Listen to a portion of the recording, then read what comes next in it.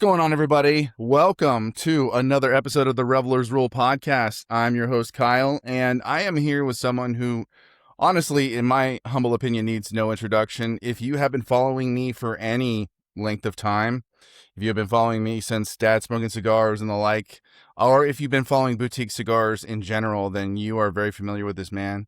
And his name is Luis Cuevas, and he is the owner of Casa Cuevas Cigars. What's going on, my friend?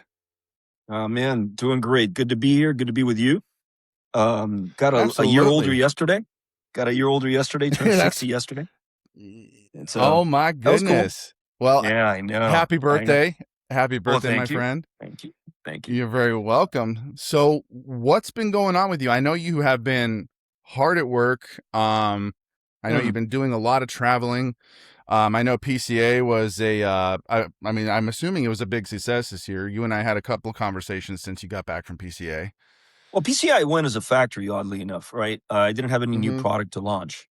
And I hadn't really been to a PCA event a couple of years, ever since Alec started with law school. You guys are familiar. My son was helping me for 2.5 years, between undergrad and then law school, and law school began. So I went to PCA more as a factory than as a manufacturer, as a manufacturer factory rather than as a brand owner, right? Because we manufacture for 3 or 4 different people who were there, and I wanted to visit them. A couple of them was one guy was his first show ever, Aaron. Yes. And founders guys were there, and they've been to a couple, but I wanted to see them at their booth, and we made a brand new cigar that they're releasing this year. That just got released. To commemorate 250 years of the US of A. So it was good to see them. Obviously, I went by the Gurkha booth, and I went by a couple of other booths. So that was good, but running into people that I hadn't seen in a very long time, that really was where it was at, right? And that was really right before the show, before day one of the show, when people were setting up and whatnot. That's when I saw a lot of people that I hadn't seen in a long time and reestablished connections as a brand. And that's the reason I was in Atlanta now. Couple days ago, I flew in yesterday, and I was in Tennessee the week before for the same reason. So it was good. It was positive. Yeah. It was a good event for me. That's fantastic. I had hoped to go, and I've discussed this in a couple past episodes, but it was something I tried to see if I could make happen, but it just wasn't in the cards, which was completely fine. I wasn't like upset or even like really heartbroken about it, because I mean, I've yet to attend a PCA. That's just the thing. It's one of those things where I really want to go. But the nice thing is, because it's back in Vegas next year, I shouldn't have any problems. So you can drive there. You can drive there. Yeah. Exactly. So that is the plan. It's like, I'm not just saying like, oh, I hope to, or I'm planning to. No, I'm going, come hell or high water. Yeah, no, it was one of those things where like I would have loved to have gone, and obviously I would have had a blast. It would have been a good time. I had reached out to a brand or two to see if they were interested in, sponsoring a trip out to the event. And it just wasn't something that they were able to do, not unwilling, but just not able to do. So it was just like, you know what? And it worked out okay, because like my job situation, I think I told you a little bit about it on one of our last conversations, was just not good. I finally did manage to snag a new job, thankfully. And I'm working at a new restaurant, restaurant near where I live, new job at a restaurant near where I live. So I'm much happier about that, and oh my gosh, just relieved that it finally happened, because I was literally, Luis, I was working 2 days a week for about 4 months, which that is not sustainable. That is not sustainable. No, not one bit. So, but it's definitely something that, obviously PCA next year is definitely happening. There's other possibilities of me being able to travel for cigar stuff later this year, though not sure quite yet about even possibly traveling to the Dominican, though just need to tick a couple of boxes to see if that's going to happen or not. So, but no, it would be awesome. I've never been. I mean, I've been to the Caribbean, but I've never been to the Dominican, which I know is, it's all pretty close together. So, it's just, I know that there's, including your guys' factory, there's so many factories out there that are, I've been wanting to see or check out. And so there's a possibility of me heading solo, or you're going with the family. I am going solo because it would just be one of those.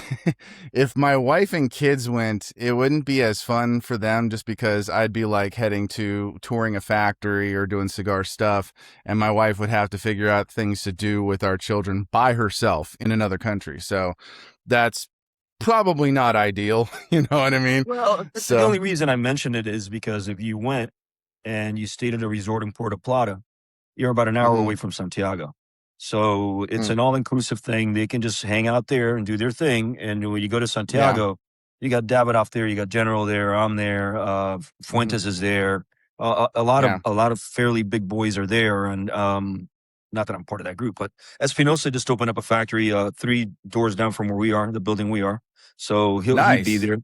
And it's an hour away. So, your family can do their beachy thing and then you go back and forth. Yeah. If you want to, just an idea. No, it's one of those things where like my wife recently, not too long ago, she told me that her and her best friend, who interestingly enough is somebody I went to high school with, they're talking about possibly going to Paris next year, Cool. and just the two of them and all that good stuff. And so she said to me, "So if there's anywhere you want to go," and I'm like, "Well, it's funny you asked, you know." So it's it's something that she's very much open to. We just have to make sure that I can afford the ticket. I feel you. I feel So, you. but so what is going on with Casa Cuevas right now? I know you and I kind of discussed a little bit about, kind of the day-to-day operations, what's been going on. You said you didn't have anything to unveil at PCA. Is there anything on the horizon, like either for Yeah. this PCA or like the following year? No, for March, it's going to be in March this year or next year, I should say. And yes, we have a cigar. It's already been blended. It's going to be called the 1881. Hmm, That's the year that my great grandfather left Spain and went to Cuba and it started the whole thing. So the year has a significance, obviously. And that's it's awesome. already been done. They're in production. Bands have been created. The boxes have been created, meaning the artwork for all that stuff. I just need Hmm. to pass that on now, but I have ample time. I want to get it done within the next month Yeah, or so just to send it out and get them done. So that's the new yeah, one that we're coming out with. It's the first time we're using a broadleaf, which we haven't used before. Got inspired on that from friends of mine from Founders. So kind of oh, stole their thunder a nice. little bit.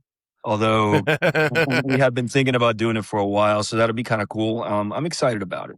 I'm excited about it. That's the That new is thing. cool. Hmm. That's awesome. Now, for everyone who might not be familiar with the family history, the generational involvement in, tobacco to any extent, whether it's, farming tobacco, selling tobacco, or actually blending cigars, tell everyone a little bit about how far back that goes in your family. Well, it goes back to 1881, right? So my Yeah, right, grandfather had exactly. been yeah. He had been a farmer in Spain and in the northern part of Spain, Asturias. And when he left Cuba, I'm sorry, Spain, and he went to Cuba, he wound up in Pinal del Rio, which is the westernmost tip of the island. That's where tobacco is. Mm-hmm. So by default, became a tobacco farmer. As a farmer, just a different crop, right? Mm-hmm. Um, then my grandfather took over and really did well with the business and expanded it. And then 1962 happens, and well, 59, but in 62, everything gets confiscated. 61, everything's gone. So the government shows up essentially and says, "This is mine," and that's it. Goodbye. So Yeah. we wound up coming to the States in 1970. I was born in 66. And everybody sort of came, right? All 5 brothers, all 5 sisters on my dad's side, my mom's sister, everybody. And by the mid 80s, my father and uncle decided to go to the Dominican and start a factory there. And my dad's role in it was financial because he still had a business here in the States. Um, and my uncle was running the operations. So fast forward 1997, my dad and his business partner here in the States dissolved their company. They both retire. My dad then goes over to the Dominican and starts with my uncle going 100% with the factories when the cigar boom was going on. And I got to meet pretty cool people, and they worked with some really neat brands that they were making for them. Very First cool. and foremost, Carlos Tarana was the one that sort of brought all these customers over to the factory, and Carlos Sr., God rest his soul. And Mm-hmm. he was phenomenal to know. So that happened. And then fast forward, my uncle passes away. My dad's about to come back to the States. I went over and I said, I'd like to give this a shot. This is 2006. No, 2009. It's been a while. 2009. And so I started with him and dealing with the factory things and back and forth. And that's it. So my son actually helped us, as I said earlier, for 2 years in between. So it's 5 generations, and you count Alex, 2 years and change of working with us very closely, blending and coming up with his own brand and the whole thing. It was really cool, and traveling a lot. Even without me, he'd represent. He'd go to Arizona, he'd go to California, all on his own. It was a huge help. I miss him a lot. I miss him dearly. I mean, I have him at home. Don't get me wrong, but I miss him here in the office and with work. Yeah. And yeah, I'm a one-man show now, and that's why I'm struggling so much to try to keep both ends lit between the brand and then the factory, because my father's moving on in age, so I've got to take care of that. If the factory disappears or goes under, then everything's done. I can't let that happen. Yeah. So No, I'm of course trying to straddle both things, and it's difficult to do so because, again, I'm alone. So anyway, but that's my problem. Again, first world problems, not a big deal. No, absolutely. But, it's hard work, and I've had this similar conversation with so many people on how it's just, well, I was having a conversation with Aaron of La Vega Cigars, who has the cigars blended at your factory. And just about how, like, with him, obviously you and your family had, the background and everything like that. And so, with the knowledge and the know-how and everything like that, not saying it was easy to break into, but, you guys had certain things working in your favor.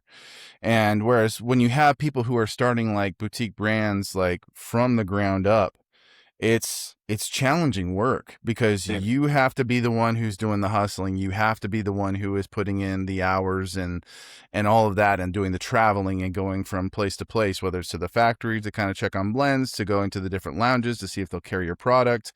And it's expensive, it's hard work, it's time consuming, and it's something you have to be truly passionate and committed to. And more to the point, I mean, this is your family name. So, there's that added incentive to continue Yeah, to, uphold that. 100%. And I take my hat off to folks like Aaron, who are doing that. Plus, he has a company. He has a landscaping company as well. So he's straddling Yeah. both things at the same time, right? Mm-hmm. So Yeah. the guy works really, really, really hard, and he's come up always innovating new ideas. He's a hard worker. He'll make it happen. He'll make it happen. His tenacity is unbelievable. Unbelievable. Yeah. And that's another thing that I think a lot of people don't realize, is that one of the things I've pointed out is people make the mistake of thinking, like, especially if you've got somebody who is a brand owner, however big or small, that their life consists of just going and hanging out at cigar lounges, smoking cigars, and asking people to carry their brand. It's just like, that's an element of a very broad picture. Indeed. And a lot of them, like you said, Aaron, and I'm talking to like Ray and Joe from Cigar Clowns, they become good buddies of mine, and they have full-time jobs during the day. And then later on, and at night and during the weekend, they are managing the brand. They are doing all of that legwork. And it's just like, I can't even imagine how tired they must be on a regular basis. It's exhausting stuff. And again, kind of like you said, my hat is completely off to anyone that not only is pulling that off, but continues to put in the energy and the time to be able to keep pulling that off, because it's no small feat whatsoever.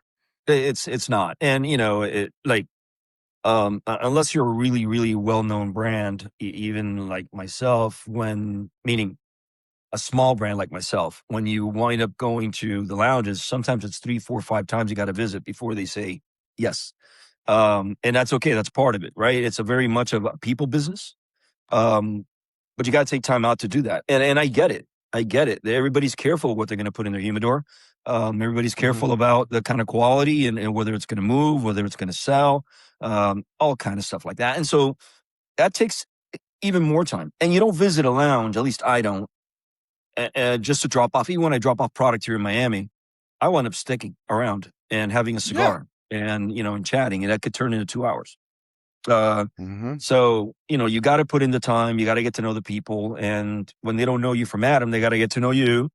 And after they get to know you, there's a comfort level. Then maybe they'll open the door and say, come on in, So Mm-hmm. Aaron's going through all that. It's a struggle. It's a struggle. But that's Yeah, what we signed up yeah. for, you know? No, absolutely. And that was, in part why when I tried my hand at like very briefly being like a cigar rep, wanting to try and, help other companies do their business and kind of, get into different lounges and stuff. Um, that is a whole other element of the business that people, again, I don't think they realize how challenging it is. Cause like you said, you have to hit that lounge at minimum 3 to 4 times before they finally start to say like, you know what, let's talk and let's maybe see if we can get your product onto our shelves. Whereas as a rep, you don't necessarily have the weight behind saying, well, I'm the brand owner, or I'm the VP, or I'm this person who's like at the top of the chain. You're one of the people who is an employee, and you have to like convince them. It's like, hey man, I represent such and such, and we would love for you to try our cigars and hopefully carry them in your establishment. And you're going to hear about 100 no's, or just, whether they're spoken out loud or they're silent. Because usually those no's exist in the sense of like, well, I'll think about it. Maybe come back another time, or, I'll, get back to me on this time. I'm busy right now, or whatever the case is. But you're going to hear a fair amount of like no's or maybes or not yet, before you And ever owners get an get the same affirmative. thing. That's right. And Mm-hmm. owners get the same thing. You know what works is when you visited that lounge 3 or 4 times, and then you bring the owner with you, then that helps to seal the deal at that point, right? Because the person Yeah. sees, what you're about, where you're coming from, if you have a Mm-hmm. factory, if you don't, all that kind of good stuff, and it helps to solidify it. Not the first time visit, because the first time visit, they don't really know the rep either. But if the rep's been there Mm-hmm. 4 or 5 times, and they say by the next time, such and such is going to be here. He's the owner of the company. That Right. helps. It does help. I've noticed that. But it's the nature of the business. It's very, very old school. It's almost built on a handshake. All right. It's very Yeah. interesting. Yeah, no, that is the thing. Like the verbal agreements start before there's any paperwork involved. There has to be like, that, it's very, it's kind of mob style, where it's like you have a sit down, you got to talk, you got to do, but you got to agree verbally and shake hands, and then put it in writing and stuff like that. So it's kind of, Mm-hmm. it just makes me think of The Godfather a little bit, where it's just like you got to have the sit down first before any official business is conducted. You Yeah, know. and it's interesting that way. But it's not going to change. And actually, I Mm, like that only because it harkens back to a simpler time, right?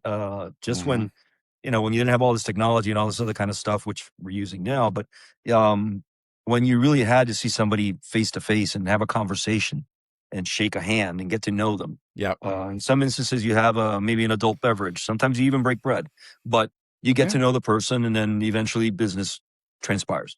Not an automatic. So, yeah, No, of yeah, course not. There it's very there cool. has to be that No, it is cool, and I think that is one of the best things about the cigar industry as a whole, especially when it comes to whether you're going to the shops and the lounges to, talk to people about possibly carrying your product. But then, of course, there's the expos, there's the events, there's all of those cut and lights and things like that. Honestly, to me, those are the best things about this industry, because you really get to connect with people. You really get to rub elbows with some really cool individuals, and you get to have a great time while also networking, conducting business, having those conversations. Like, for somebody like me, it's about stuff like this, where, sit down and have a talk. Hey, you good to be on camera for a little bit? You good to have a conversation? And 9 times out of 10, everybody always says yes. So, but it's just a wonderful situation where you got all these people from all over the place. And I think it was, this was a few years ago. Eric Bay from, Black Starline Cigars. He was in California doing an event, over at, Maximar, which I'm sure you're familiar with. They're the ones that do small batch.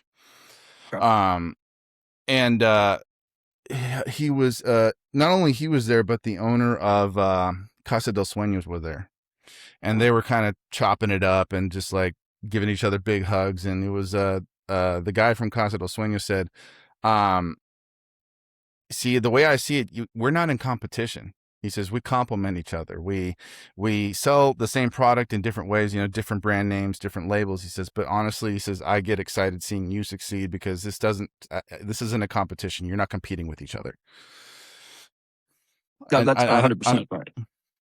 Yeah, exactly. And so that's another beautiful thing about this industry, because there's so many industries where you may have a competitor that's selling a very similar, possibly superior product to yours, and you have to compete. You really do have to compete in order to be able to make sure your bottom line isn't hurt by your competitor. But I've noticed that never really have I seen any individuals cigar brand feel like they're competing with another. I've never gotten that vibe. I've never heard anything remotely close to that being said by brand owners and manufacturers, and I think that's fantastic. Well, I think part of that, what makes that happen, the non-competitive aspect of it is when I think of a cigar smoker, I think of an Mm-hmm. individual probably with a humidor at home, right? And they can have a selection of cigars. And all I ever aim for is to be part of that selection. I want to be part of that lineup. Maybe you'll smoke it every month, but you'll smoke it because you're smoking something else and something else, something else, because everybody likes different flavor profiles, right? It's Mm-hmm. life is too long to smoke the same cigar. It just is. And I'm serious. And so I always think of myself as, if I'm part of your humidor, I'm happy. You know, Yeah. I'm content, and that's really what I aim for. Which means you have other stuff in the humidor as well, and that's cool. Mm-hmm. That's okay. No, absolutely. And it's funny you say the whole, like, life's too long, life's too short, whatever the case may be, to just smoke one brand. And I literally was having that same conversation with my dad the other night. We're trying to make a regular thing where I come over to his house and we smoke and we talk and everything like that. And we were talking about the very same thing, because I remember I was working at a lounge in Fullerton a while back. I was doing their social media, and one of the guys working the front was telling me, like, yeah, I only smoke Padron. And I said, why? Padron's great. Don't get me wrong. Padron is fantastic.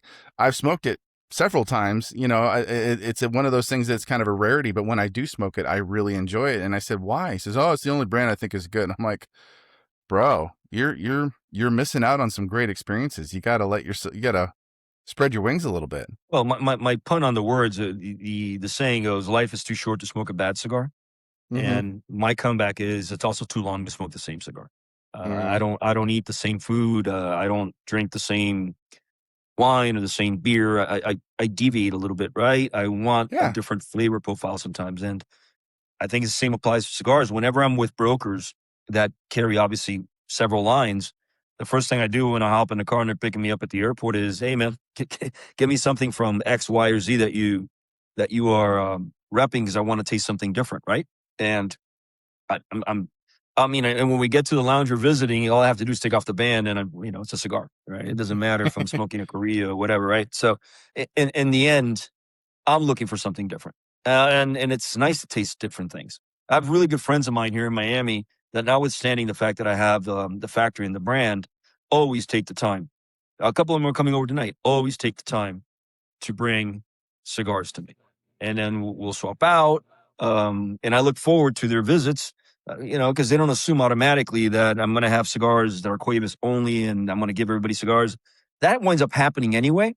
But at the same Yeah. time, they're also giving me something back, and I think that's really, really cool of them to do. Some stuff I don't like, some stuff I find phenomenal. I'm going, wow, this is great. So Yeah. that's part of it. And I love stumbling upon something that's like new or that I haven't heard of, or just a brand that, like, I may have heard whispers about but never had the chance to try. I mean, that's how I got into this in the first place. Trying, literally, you guys and a couple of other brands were the very first what you would call boutique brands that I ever tried. Okay. Because prior to that, I was smoking what a lot of other people smoked, a lot of the brands that were well known, just because it's what was widely available at your local cigar lounge or shop. You didn't typically find anything that obscure. At least during, that time, which is like, in the mid to late 2010s, and I didn't visit lounges too frequently during that Uh huh. time. So, I never really thought to look for anything that was not well known. And then along comes, Brandon Wells, who, just starts talking to us on socials, and of course the rest is history. And then it also makes me think of when that one time you came over to Tim's house and we did, that one recording. That was And cool. I remember it was a lot of fun. I remember we sat down afterwards, and I remember just hearing you say, it's like, hey, do you guys have anything other than my cigars? You got something else for me to maybe smoke? And I remember Tim passed you along a cigar, and you just like, yeah, this is fantastic, because I've been smoking my stuff all day, you know. So, which I doubt it gets old, but at the same time, it's one of those things where you're like, yeah, I would love to have somebody else's product, right now, just because I've been smoking my own product every And day. if I like it, even better, right? Exactly. If it turns out to be something I enjoy, I'm going, yes, okay, great. And inevitably, because of doing that, what winds up happening to me is if I step into a lounge, and they're not carrying my stuff, well, Mm-hmm. the courteous thing to do is to walk into the humidor and pick up a cigar, right? Mm-hmm. And at least I do. Uh, and if I see something that had just been given to me that I had tried and I know I liked it, then I'm going to go for that one. Along with when I buy, there's no brands like that, but there are brands where I'm friends with the manufacturers. I'm going Mm-hmm. to support them. But the default is if I'm get exposed to different brands and I don't know who makes them or where they're from, it doesn't matter to me because I've tried it and I liked it and there it is again. So I'll pick it up. The shop owner's happy because he moved a stick. I'm happy because I'm smoking something I like. Everybody's happy, and then we get to talk and do Yeah. what we sort of mentioned a few minutes ago. The get to know each other thing. Now, obviously, without naming names, has there ever been a time, recent or however far back, where you picked something out, something different to smoke, or somebody gave you something, and you started smoking it, and there was like, not, I would say immediate regret, but like as you were smoking, you're like, yeah, this was the wrong one. Yeah, of course, of course, of Does that course. happen off? Yeah. Does that happen often, or is it just kind of an No, every now and no. then I thing? would say no. I would say most people try to step up their game. Mm-hmm. I think everybody's trying to be uh, um, as good a producer, as good a blender as he possibly can, and whether that flavor profile really fits or not, Yeah. for me, for my palate, that's a different ballgame altogether, right? Right. Um, Construction, I never mentioned because I forgive construction a lot more than the average consumer does. I Mm-hmm. just do because I have a factory and I know it's a handmade thing. So whenever anything starts going wrong with a cigar, that's the one thing I won't mention. I won't. When when I was in Tennessee, I don't know if I was in Nashville, may have been, but when I was in Tennessee, I was given a cigar by a shop owner, and that thing just started just unraveling. It started going, and I did my thing, man. I smoked it as much as I could, then I took off the wrapper and I smoked just with a binder, but never once complained, Mm-hmm. because it's you just don't do that. That doesn't make the entire line bad. I just happened to grab a bad cigar. The end, Yeah. and that's Yeah. okay. So I don't complain. How And about it's also construction? it's also interesting how the environment you're smoking in can actually have an impact on what you're smoking. Because I remember years ago, I was, and I need to connect with these guys again, because just remember everything I smoked from that was fantastic was Sereno. Okay, it's been Um, a while. yeah, it's been a while. I haven't seen much from them, or I haven't talked. I don't think I've actually spoken with or seen Carson since TPE 2023, which was the last time I saw you in person. Um, and I remember when I first started smoking them, I was smoking their Connecticut, and I was out on my patio before this whole thing was built, before I had my studio. And so I'm out on the patio, and it was a chilly night. And so I start smoking this, and literally, like, after I lit it, the wrapper just started unraveling. And I was really bummed because I was super excited to smoke it. It was my first time smoking that particular cigar. And I posted about it, not like as in taking a jab, like, oh, what the hell is this? This cigar is so poorly done. I was just like posting like this. I said this made me sad because I was like super excited, and then all of a sudden, boom! And then Sereno literally like hit me up, and they say, look, question, what's the temperature where you're at? And I said it's probably like low 60s, high 50s, which is rare for Southern California, even during the quote colder times of the year. Uh-huh. And he just said, he says, that's it. He says, if it's colder than a certain temperature, he says, our wrappers are super delicate, the Connecticut wrappers. He said, so just make sure that whenever you do smoke them, you're smoking them in kind of like a mid temperature area. Otherwise, that will happen. I'm like, oh, well, duly noted. Because I mean, I haven't had a cigar do that since, but then again, it doesn't get very cold here. But it was just one of those things where, like, you really don't know how the environment's going to affect what you're smoking. And, you know, it could be stored in perfect conditions. Yeah. And it's hard to get perfect conditions, right? But you don't know. And number two, a lot of times you don't know the conditions the cigar was kept in. Obviously, you had that one, but a lot of times when you walk into a humidor, you pick it up, it may be too humidified or under humidified. Maybe you don't have the cooler running, so it's hotter than it should be. I mean, ideally, what you want is 70. That's supposed to be the numbers, but all those things influence as well.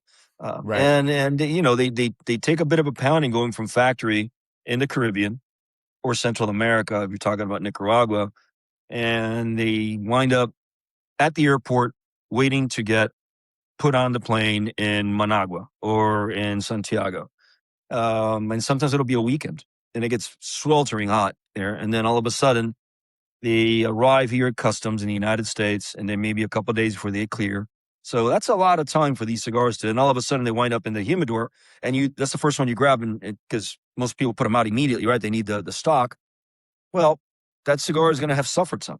It didn't have time to acclimate, is what I'm trying to say. That happens. But you know what? When you're taking your $20 bill and you're lighting it on fire, you don't give a crap. You know, if it stood, if the thing was like super hot or too much humidity, you're just upset that your $20 are up in smoke and you didn't even enjoy it, you know? Yep. And that just makes me think of the movie, what's it, Airplane, when it's like, you know, smoking or non-smoking, I'd like smoking, please, and hands them a ticket on fire. So, well, kind of still touching on travel, flying, going from place to place. Your lovely wife is embarking on a business venture, helping people find their travel destinations.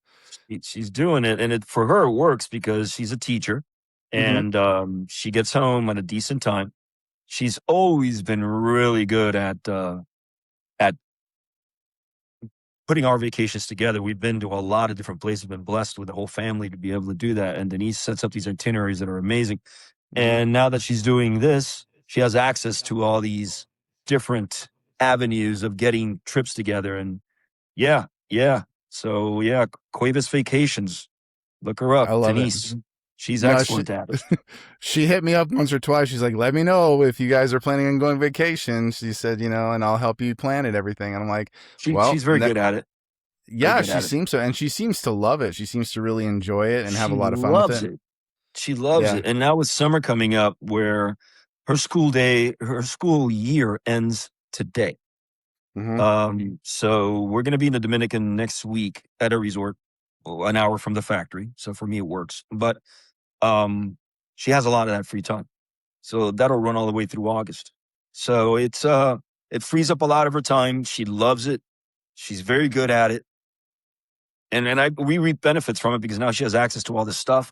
And then what we've been doing is with the money that she makes off of that, we put it forth towards our vacations. That's all we use it for. And that's a win-win right there. It works wonderfully well. Yeah, it works wonderfully well. So we're planning, we have a lot of things coming up this year, in part because my parents are getting older and I want them to be able to enjoy a vacation still. My mom walks 5 miles a day, and my dad, you know, he's super busy at the factory walking back and forth. So they're very, very on point. And that won't last forever. No, that won't last forever. You know, and if you go to any city in Europe or this or the other, you have to walk, right? And they're able to walk and enjoy the walk and enjoy the sights. It's important for me to kind of keep that going as long as I can. And when the kids join us, it's a bonus. It's a bonus. Absolutely. And now, obviously, you know, Alec was involved with Casa Cuevas in the business end of it for, you know, a couple of years. Is Isa still like kind of, I'm not really interested in that whatsoever? We had dinner last night at a steakhouse here in Coral Gables, and we sat outside. Good thing about Miami is so super cigar friendly. Yeah. So as long as they have a patio outside, you can smoke. So he finished there. We go outside, and we were sitting there, and Issa sat at the end of the table, way over there, away from the smoke. And yeah, no chance, no chance. But her Did she? boyfriend, though, she's had a boyfriend now for a year and a few months. We got him into cigar smoking. So every time he comes down to Miami, I mean, I'll get back from work sometimes. He was here for my birthday, and I got Yeah. back from doing some Friday. He got in there. Yes, I got back Friday, and he was outside by himself having a cigar. Yeah, my daughter hates it, but hey, That's good for him. that's my Good for him. wife.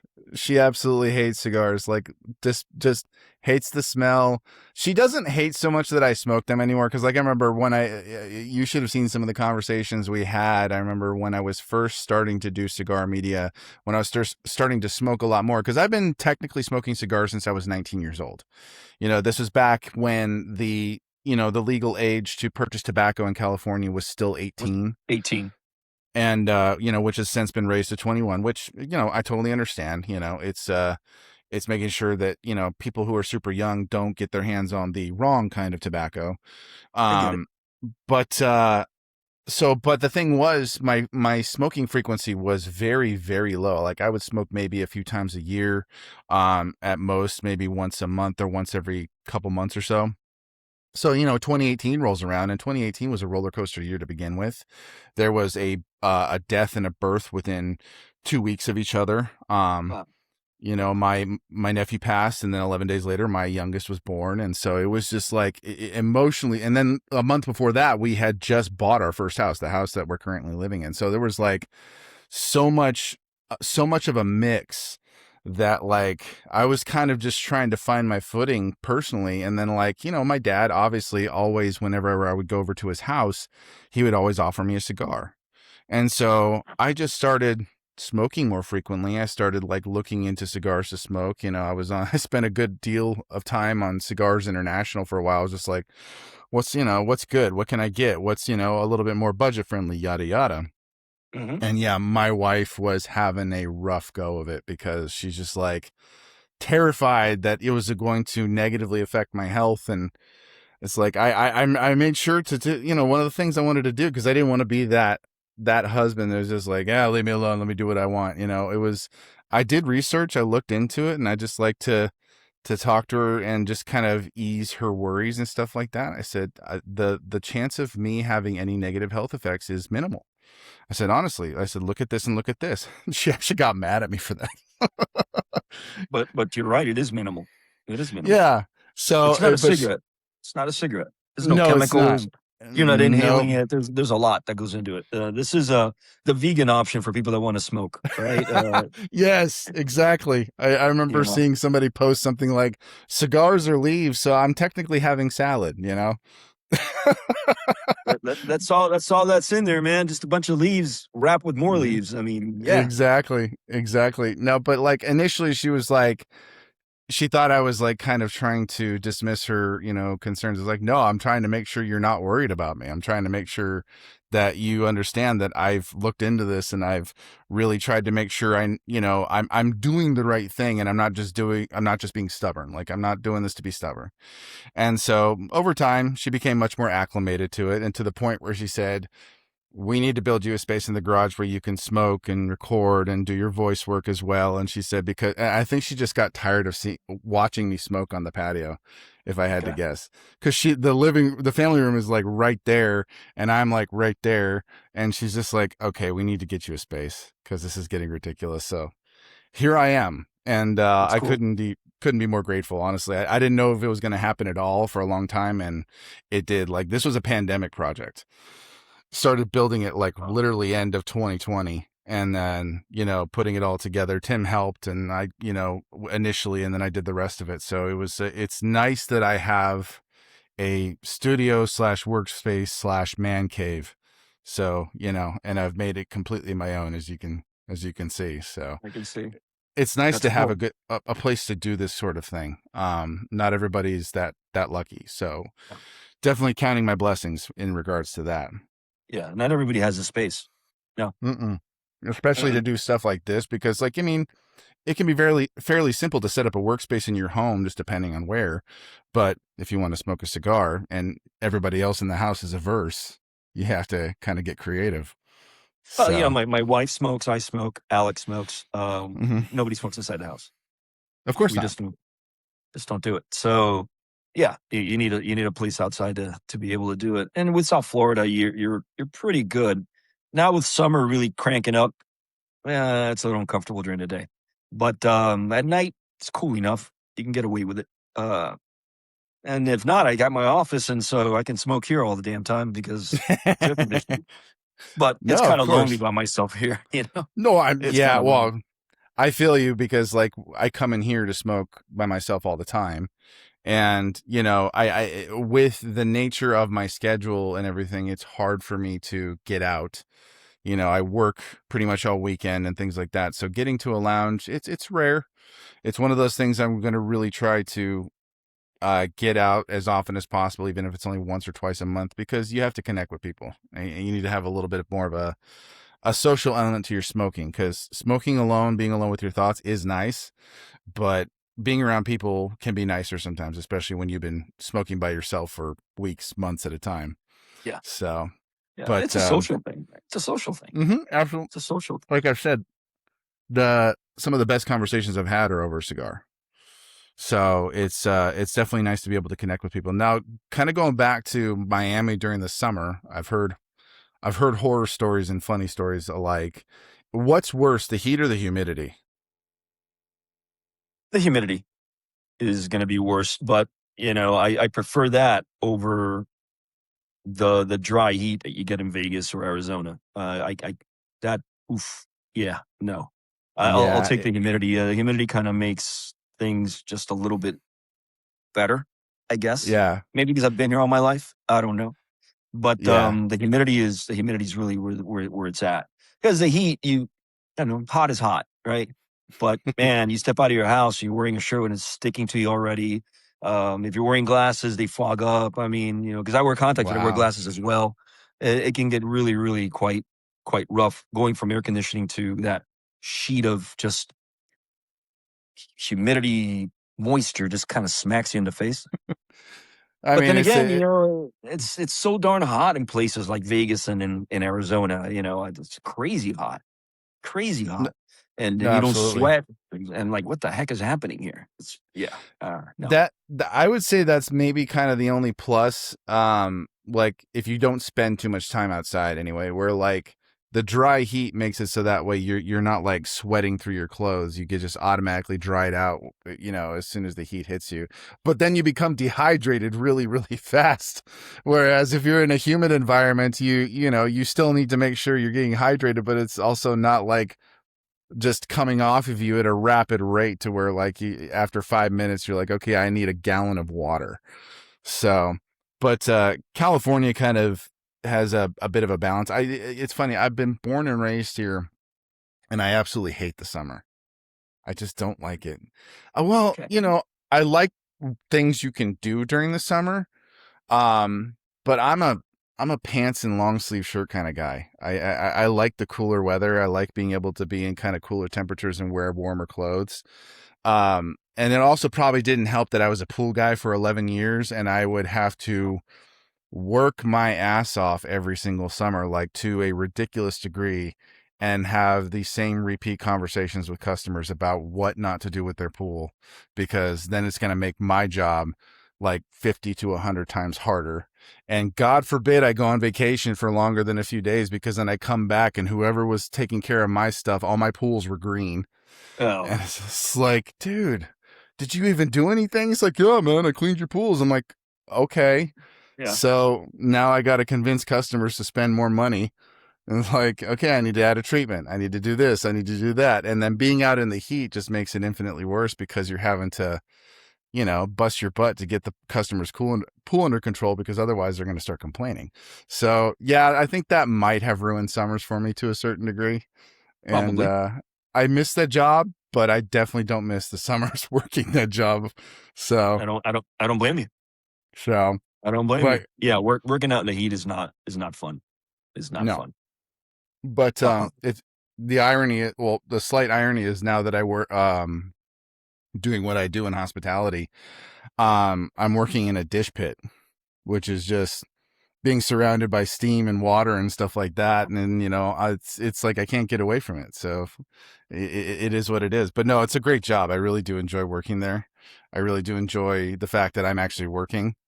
And, as much as I enjoyed having the excessive days off, because that really got me in a position to get on top of the podcast episode and stuff like this, because all of the episodes that I've been shooting are weeks out, so that way I can always have a consistent release schedule. Because last year when I was attempting it was a rough go, because I'd be like recording the same week, trying to release the same week, and that was just, again, kind of talking about something being unsustainable. That was definitely unsustainable, and it was stressing me out. And then my laptop dies on me, so I had to take a hiatus for a bit. So it was last year was interesting. I will say that much. There was a lot of interesting things that happened, like midsummer on to the end of the year. And then beginning of this year kind of started off in a similar note, where it's just like, I'm in all of a sudden finding myself having to look for a new job, which is never fun. No. So, and I did not miss having to job hunt, but thankfully somebody reached out to me and I was able to remove myself from the situation that was making things challenging for my family. That's when I really got frustrated, because even if it's just supplemental income, my wife has a really good job, gets paid really well.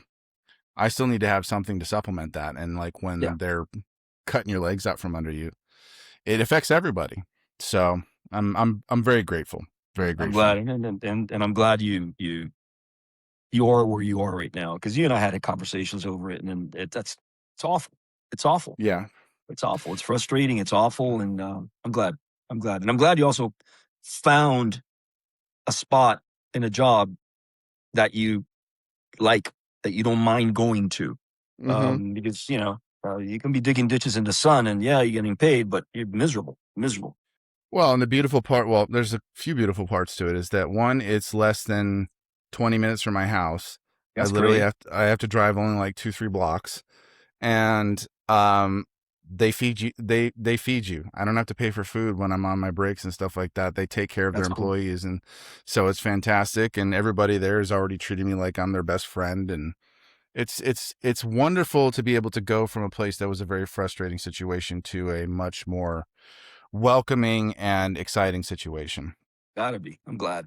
No, thank you. I appreciate that. But I really do look forward to the day when I don't have to do what you would call like a regular day job. If I could do this and other things for a living, some similar stuff, I'm looking forward to that day, and I'm working towards that day. So, because this is, I love doing this. I love being able to be able, and especially I think the pandemic afforded us more of this, which is interesting. Being able to connect with people this way if you can't connect in person. So, which it's funny because like I literally met you for the first time, like just weeks before the pandemic hit. And then we were all just grounded and we couldn't go anywhere. So, but then we did stuff like this, or we would jump on Zoom, or we would jump on like any number of platforms where you could have multiple conversations with people on video. And it's beautiful. I honestly love it. It does help. But going back to my daughter, her boyfriend lives in New York City. Oh, so that's the reason he was at the house and he's sitting outside, whatever. Anyway, but point is, I would think that long distance relationship, when I was growing up and you had a girlfriend, you had to use the landline and you called and blah, blah, blah, right? Well, she'll sit there and say, I'm having, I think it's tonight she's having a date night with Leo. Leo's the young man's name. And for her, the date night is she sets up her laptop. He's got his, and they'll watch movies, the same movie, right? And she'll get popcorn and they're watching, they're reacting, they're doing a thing. So they're on a quote unquote date, but they're not with each other, but they are with each other because they're talking to each other. And I don't know, I think it probably makes it a lot more easy to have a long distance relationship that way than if he was living in New York and all he had was a landline. You know what I mean? So it's kind of cool. So they plan that way. Sometimes she'll take it, and then she loves to cook. He likes to cook. So she'll make the same recipes he's making at home. He's Korean. So she's doing all this kind of really cool Asian food, which I'm reaping the benefits of because I bloody love it. And it's cool. So they'll make recipes together, and they're on a date essentially, sort of. But I don't know. I think that makes it doable.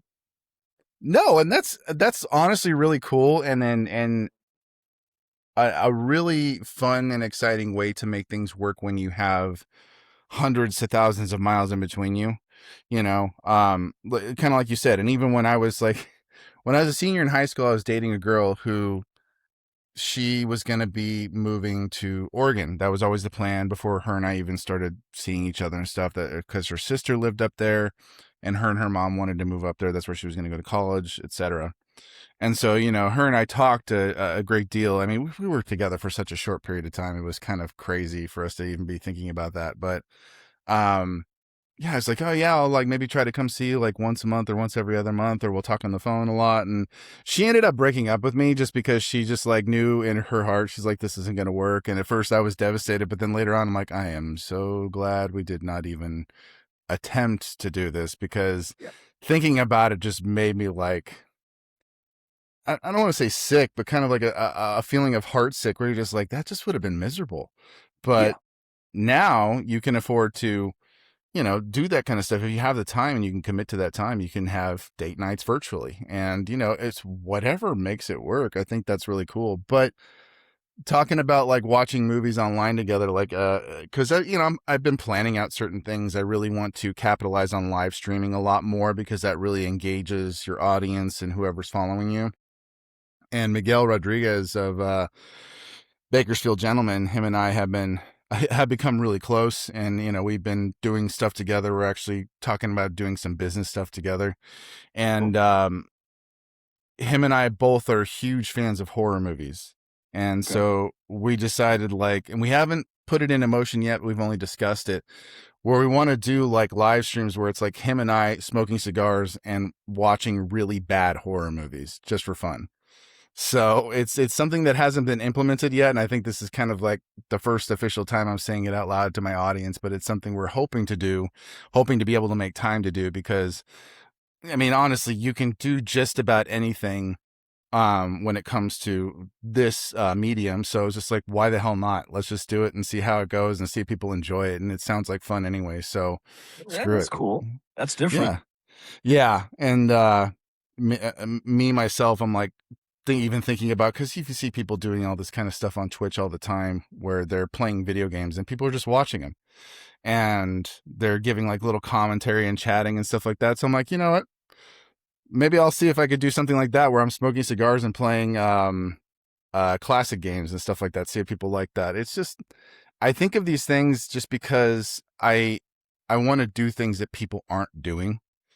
It's one of the things that I've really tried to really set myself apart when it comes to what I produce and what I put out there, because you remember back in the beginning, it was just always cigar reviews. That's all it was. Nothing wrong with that. I think that the industry needs people who make that content, because then that broadens the consumer audience, and people hear more about a product and are more willing to buy it. And, but after a while, I got tired of hearing my own voice. It just really got annoying, because I'm just sitting there, first third, second third, final third. Okay. You and I, you may remember, you and I had a conversation when you were thinking about doing something a little bit different in terms of what we're doing now. And you've achieved it. We haven't discussed wrapper, binder, filler, flavor profile, nothing. And no. That gets old and boring after a while. It just does. We talked a little bit about the factory, this and the other, and then after that, we've been talking about everything else. But and that's refreshing. I think that's refreshing. Well, that's exactly it. That was what I set out to do with this podcast. Because of course, cigars are a part of the conversation. Almost every single time that I have somebody on the podcast, they are smoking a cigar. The only time that didn't happen was I had two buddies over in the UK. They have their own podcast, and they don't smoke cigars. And so I had them on, and instead of smoking cigars, we got drunk. Okay. That's what we decided to do. And the funny thing is that it was the middle of the day for me, and it was almost 10 o'clock at night for them. So they're just chilling. Thankfully, I was home. Obviously, I didn't have to go anywhere, and I didn't have to worry about picking up my kids or anything like that because my mother-in-law handled that because of the timing. And so I didn't have to get in the car. I didn't have to do anything that would be overall Sure, sure, demanding on sure. me. And I wasn't like, I wasn't toasted, but I was definitely not in a condition to drive. And so it was one of the most, probably to this point prior to now, one of the most fun I've ever had making a podcast, because the conversation just kept taking all these twists and turns. And Sure. they're from Essex, and so the more they drank, the more the Cockney accent came out, and so that was incredibly entertaining. So, but no, it's just it's nice to be able to deviate and branch out just from strictly cigar conversation. I would much rather allow it to be, a more dynamic than is usual for some cigar content creators. Because again, like you'll never hear me bash or knock any other cigar creator. I mean, unless they're being an asshole, but that's a whole different story. But that's a rarity, so it's kind of moot. But they need to do that kind of content where they review the product, they talk about the wrapper, the binder, the filler, all of that stuff, because there are some people who are uneducated and unfamiliar, and that's their entry point. Oh no, some people I think look for folks that do that as they're getting into cigars because they really want to have an idea of what to smoke, flavor profiles, if it's going to be too strong and I'm just starting off, or is it going to be too mild? And I really don't care for the mild, even though I shouldn't. But whatever, all that kind of good stuff goes into it. And some people look forward for it. You walk into a humidor, into bigger humidors, and it's daunting. It's daunting. It can be pretty scary, and you don't want to look like a fool as you're walking around going like this, like a deer in the headlights. It can be pretty scary. I can imagine. I mean, I obviously being in it's a different ball game, but it's the same thing if you walk into a really well stocked wine cellar and you're going, okay, you don't want to look idiotic, right? I know something about wine. I don't know. I'm not as well versed in that as I am in cigars. So it's nice to have an idea of what you're looking at, what you're looking for. Right. I don't know. Right. It makes you feel like at least you're kind of grounded. So yeah, I think people look for Yeah. that. People need for that. No, absolutely. And it's a huge help. And that was, that's how both Tim and I got started, in that, like, that's how we got our education. We were learning, we were having a crash course in that, because again, prior to that, we smoked what everybody else smoked. And again, nothing wrong with that. I hope people don't get the wrong idea where I'm like knocking older brands or brands that have been around for a long time, because there's a lot of great cigars from all of those brands, and especially when it's those family businesses that have literally been around for close to 100 years or more. I think all That's you're saying is branch out a little bit. That's all. Yeah, exactly. Keep and smoking the old and school, and also try some new stuff. Yeah, that's all you're and saying. that was exactly what we did, where like Tim and I did not have what you could call a palate prior to that. We did not have anything remotely close to a developed or developing palate. We just smoked cigars just for the hell of it. And again, if that's what you do, cool. But we wanted to know more. We wanted to learn more. And so even though we had watched other content creators do similar stuff, we were just like, okay, well, let's give this a go. And that's how we started figuring stuff out. And because our palates were like in their infancy, so to speak, we were like tasting everything. And then we were tasting stuff that either like he would get something I wouldn't get, or and vice versa. And, it was a lot of fun. It was very educational. It gave us our foundation. And then after doing that for like 2 or so years, I'm like, okay, I need to change it up a bit. I need to spice things up a little bit, and like, yes, talk about cigars, do a little bit of highlight product review or something like that. I do a little bit of that every now and then, but honestly, I avoid it like the plague for the most part, because I'm just like, I don't want to do things I've already done.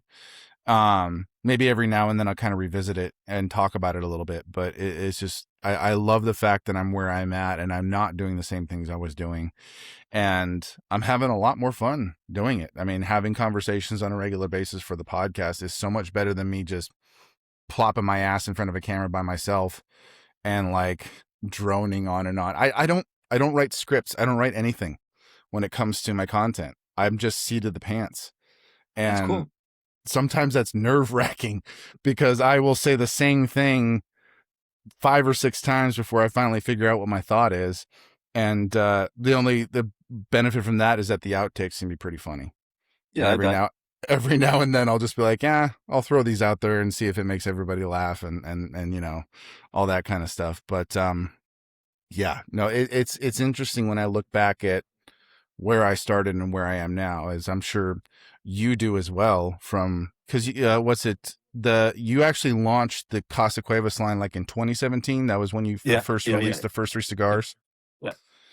So I mean, you guys have definitely come a long way, and it's fantastic. And I love seeing what you guys have been doing for years. And I know you guys really try to, and it's evident in each cigar and you even taking negative situations. Because I was watching the Long Ash podcast, and my friend Chris Arangio, I don't know if you know him, was talking about the break-in The back in break-in. back in 2019, the Yep. infamous break-in. The infamous And break-in. and you know what, I'm gonna be 100% honest. Every time I think about that, like stop and think about that, the nature in which it happened still blows my mind, because it wasn't as if they picked a lock. It wasn't as if they broke a window. They smashed a 3x3 hole in a wall with a fucking sledgehammer. It's just like, I'd never heard of anything like that prior to that. But you think about it, it was brilliant, right? Because the alarms Mm-hmm. didn't go off Mm-hmm. once they cut in the humidor. If they opened up the humidor door to turn on the light, Yeah. it would have triggered. But they never Yeah. did that. They knew exactly what they were doing, right? But yeah, man. And it wasn't their first rodeo. You could tell those guys were on it. They were on it. At this point, Yeah. there's videos of it on YouTube, this and the other. It hurts, but not nearly as much as it did then, right? You don't even really I feel can, it anymore. well, I can It's imagine. And kind of like what I was getting at is the fact that you took a negative situation like that, you made a cigar out of it, you know?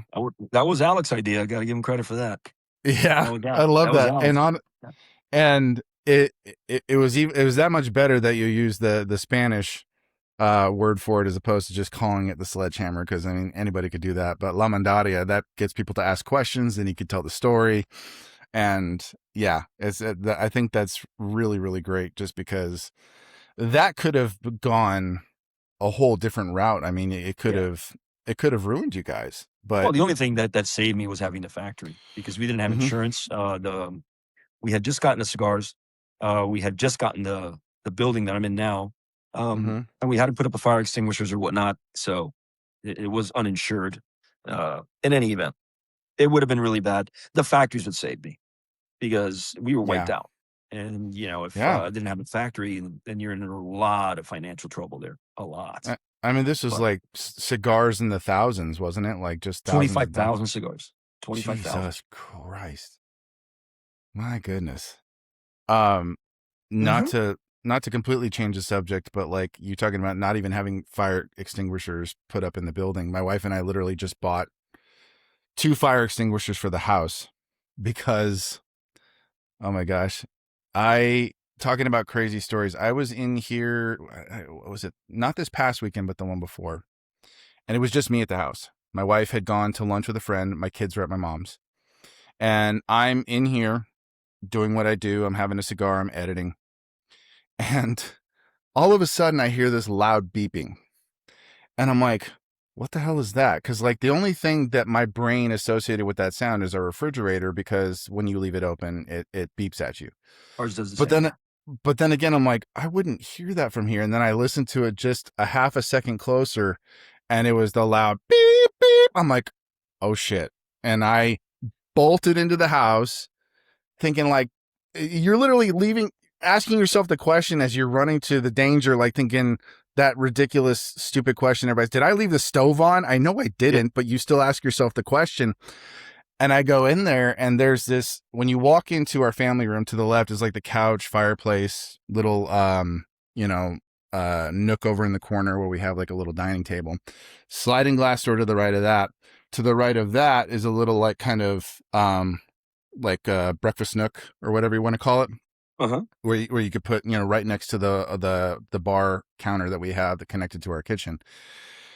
And there's a little red cabinet where we put like a bunch of our board games, a basket with like keys and charger cables and shit like that. And then there was a charging station immediately in the corner, and it was on fire.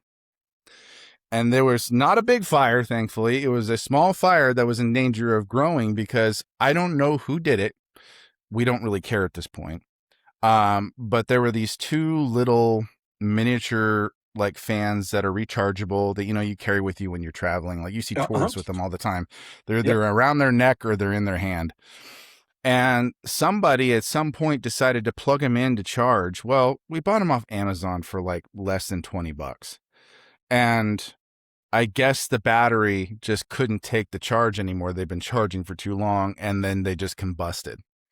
And then I run in there, and there's this like black cloud hanging on my ceiling, and obviously we don't have a fire extinguisher, so I grab the nearest dish towel, yank it off of the little cabinet, and just start slamming the dish towel on it to put the fire out, opening all the windows, turning on the central fan. It was scared the shit out of me.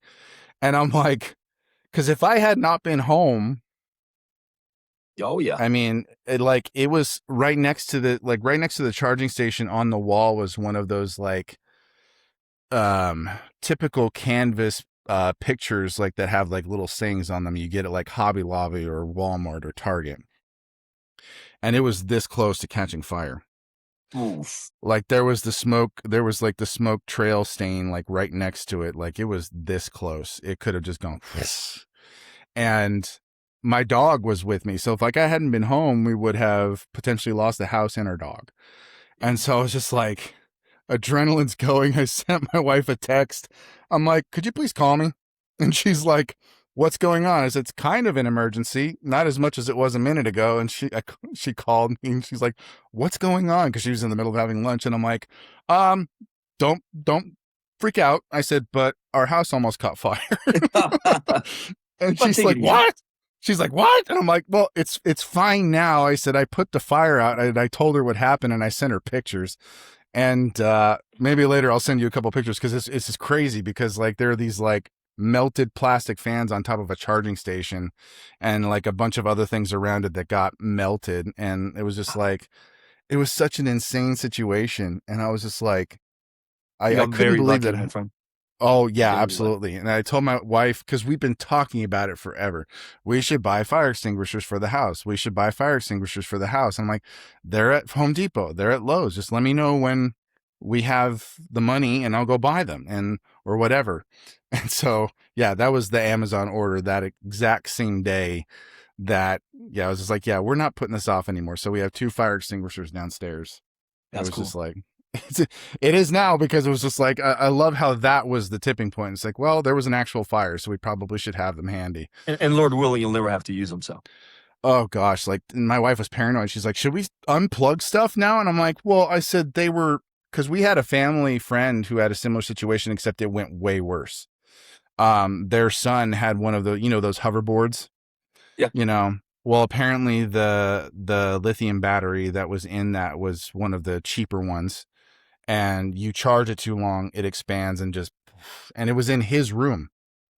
And the house caught fire, and there was smoke damage throughout. Now, thankfully, the house did not burn down, and they were able to, through insurance, get the house restored, and they were able to move back. But that's like, it could have been that situation where we were displaced from our own house because of an accident. Yep. And so, yeah, like you said, very, very lucky, very scary situation. It's just like, it was just insane. That was not on my bingo card that day. I bet not. I bet not. So, but yeah, thankfully that crisis was averted. But it's just like, you just really never know. I mean, whether somebody breaks in and threatens your livelihood, or you have a small fire in the house, it's just, you really never know what's around the corner. So you have to, obviously, 1, be vigilant, but 2, really count your blessings. Indeed. So, speaking of blessings, man, this was a huge pleasure to have you on the podcast. I'm really glad we finally made it happen. I know we're both busy in our own right, and you are handling things, man. And I'm glad that I finally got to actually have a face-to-face with you. We should do it again. Absolutely. We should do it again. And we should invite some friends. I think that would be a lot of fun. That would be nice. Yeah, well, you put that together. Let's do it.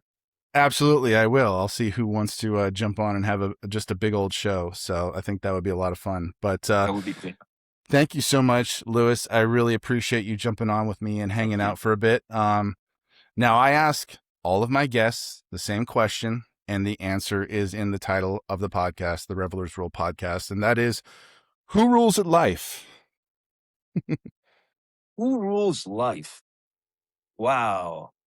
Well, I'm Christian, so I would say God. But that's a default answer. Hang on now. I don't know. I think if you really kind of think of it, I think we do. Yeah, I think we do. Yeah, I think we sort of set our own pace. And that's why I called the podcast the Revelers Rule podcast, because people who live life loudly and lively, they're the ones who rule it life. So they rule it. Absolutely. So, well, thank you again, Lewis, for being on. Thank you guys for tuning in. Appreciate every single one of you. Be sure to subscribe and on Spotify and YouTube, and we will see you guys in the next one. Thank you, my brother. Bye, everyone. Thank you. Bye-bye.